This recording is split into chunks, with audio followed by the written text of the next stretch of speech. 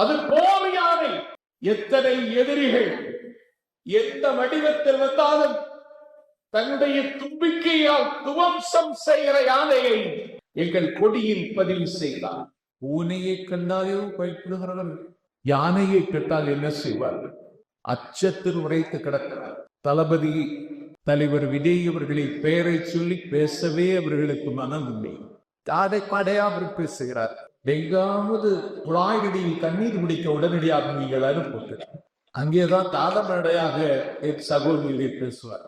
தளபதி விஜய் அவர்களின் வருகை, அவருடைய அரசியல் பிரவேசம் தமிழ்நாட்டில் ஆச்சரியங்களை நிகழ்த்தப் போகிறது.